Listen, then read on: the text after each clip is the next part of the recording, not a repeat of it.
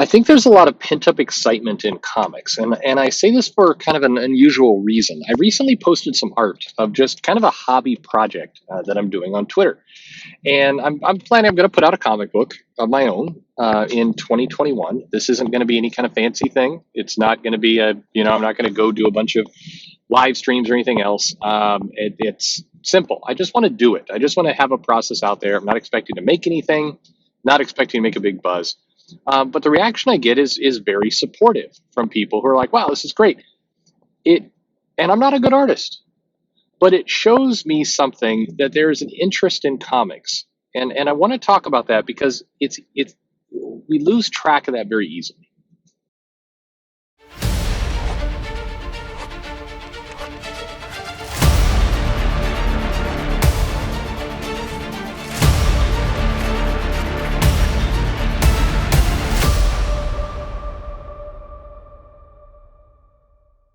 Hey everybody, this is Perch. That's a terrible lead-in, what I just did, but it took too long and everything else. But I'm trying to make a point and then talk about something else at the same time. So the point I'm trying to make is that I think that there's a lot of pent-up interest and demand in comics. So much so that even when some unknown person, i.e., me, posts some art that is not very good, i.e., not good, they that still there's a lot of support. Now, granted, I've tried to foster a behavior on social media where I try to be friendly, I try and listen to people, even some I don't jerk around. I've tried to be pretty nice. And in many cases, I've apologized plenty. If I feel like I'm coming off wrong or the tone's wrong, I'll apologize. So I've tried to be a nice guy. Now I've tried to be that not for financial gain. I'm not doing this so that I can make a bunch of money on my Kickstarter. I'm trying to do that because, frankly, it's a lot easier to be a nice guy than a dick. Um, Long term. Sometimes not as fun. It is fun to sometimes just go off on people, but I mean, it always comes back. It's like junk food. It tastes good at the moment, but then you get those calories. I don't know if that's the best analogy, but anyway. So I'm sure some of the response I get is just people who are like, "Hey, you're a good guy. We entertain each other. Life is good." But as I look around and I see different Indiegogos, I see different Kickstarters, I see people doing their thing. One thing I notice is that there's an enthusiasm that always is present for comics from somewhere. Not, and it depends on your different pockets. Everybody's got their little, the people they support and the groups and all the rest. So it's never, it's not like it's universal support from everyone. There's still people on Twitter. Like just a couple days ago, I did a video talking about why are there so many first female superhero movies. Superhero movies that claim to have the first female superhero, and there can only be one first female superhero movie. That's the definition of the word first. And I did this video on that, and in that video, I'm pretty supportive, I think, about female superhero movies. I think there's some good ones and all the rest. All that said, I get a pretty nasty message that was saying, "Well, this is what I expect from a misogynist hating female movies." I'm like, what are you talking about? I'm like, I don't hate female movies. I'm glad there are female movies. I'm fine with it. It's that I think they shoot themselves in the foot, i.e., they'll make more money, i.e., I'd like those movies to be more successful if they didn't all say they were the very first female superhero movie. It just sounds ridiculous on the fifth or sixth or 20th time. That's it. And then, so whatever. There's always somebody. But I feel like in comics, in the community, you'll see people put up art, and the art doesn't have to be good. It doesn't have to be God level art. It doesn't have. I mean, I've had the amazing pleasure over the last few months of interviewing Brett Booth, of interviewing Sean Gordon Murphy, and a couple others that are coming up who are super talented creators. I mean, they draw things that are just like incredible, and the vast majority of people are not at that level or close to it. I'm nowhere even remotely in that same universe, to the point that when I post something up, I always feel like this inner embarrassment of just like, God, I hope Booth doesn't see this tweet. We follow each other on Twitter. I hope he doesn't see it, because it's humiliating to put up art against somebody who's amazing like that. There's a lot of amazing artists out there that are out there. I mean, it'd be like a George Perez, a John Byrne. Anyway, there's amazing artists out there. Um, but regardless of that, there is a built-in excitement for comics. You look at a lot of these Indiegogos, a lot of these crowd-funded comics, and there's something interesting to take from it that a lot of them have art that is very amateur in level. And I'm not saying that as a negative, I'm just saying it's amateur. And yet, despite that, you have people like, oh, right, man, you have support. You have people coming and saying, this is great. I can't wait to see more. I will pay money for this.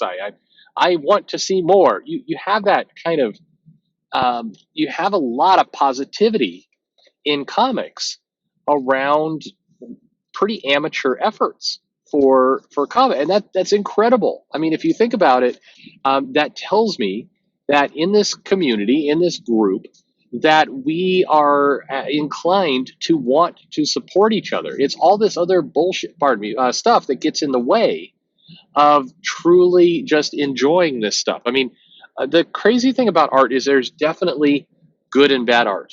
There's definitely such a thing as composition. There's definitely such a thing as anatomy. There's not all art is good. And yet, if you can have an environment where people will be willing to overlook flaws, or somebody at the beginning of their career not mastering it, and still want to support that, still be excited about the story, still show up to the table, that's really cool. And that's one reason why, by the way, when a lot of people say, oh, look at this garbage tier Marvel art, or Marvel are hiring these people that just have terrible art, I think it's, on one hand, it's fun sometimes to look at a comic. I remember there's some stuff with Captain America recently, where whoever the poor artist was, I felt bad for the person. It's like it's clear, like the pictures are bad, like it's like the characters are all over the place, and so you can kind of joke about that, like, hey, what happened to Captain America? Suddenly his like head is like 3 times the size as it was in the previous panel, and you can joke about that stuff, but all the same, I'm glad that the comic exists. I'm glad that somebody is out there drawing, because if they draw and they put out books, then the comics are going to get better, and their work is going to get, not the comics, their work's going to get better. The more you practice, and generally the better you get. And so I'm very much, I like the idea that somebody can come out and not be at the top of their game or even close to it, and still comic fans will support that people will show up and kind of cheer that person on, and encourage them to do more. I think that's really cool, and I think that's unique in terms of a fandom where you have that. And so, if there's one interesting thing that where we all maybe are alike, is that you could take all the various factions of the comics community, all the different groups there are, and everybody supported their group. That's fine, but at least some support is happening somewhere. And I think I think this is important. I'm just stunned by it, because if I can get a positive reaction for some garbage tier art that I'm putting out, then I think about people, either pros like Murphy or Booth that are doing their own crowdfunded stuff.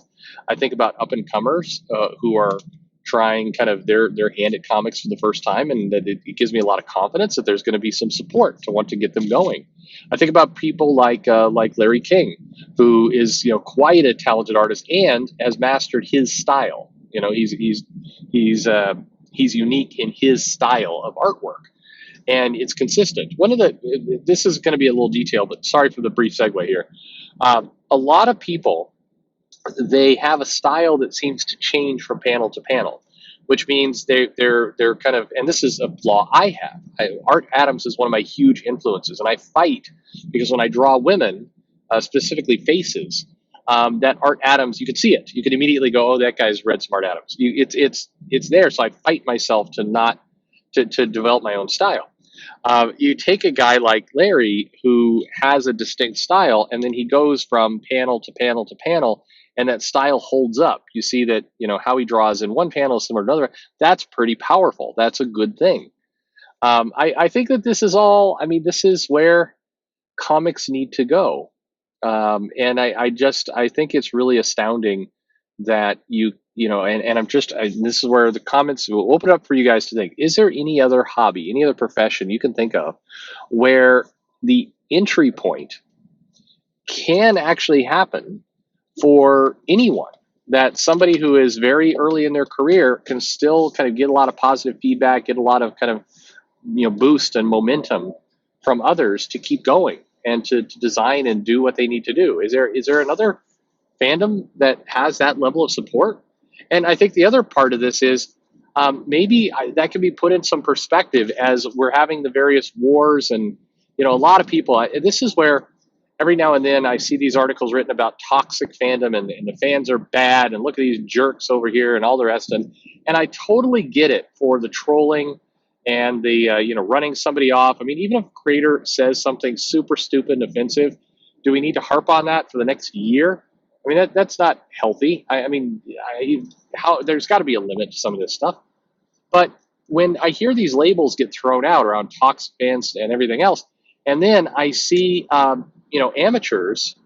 What's the guy? Canales, the guy who did the iron sights for Meyer, who was I think very early in his career, and he adapted and got better as an artist through that project. I think that's a cool story. I don't care about the rest of it. I don't care whether you're pro Mark Wade or pro Meyer, or because of the video against Antos or Magsagio, it means that Meyer is a jerk.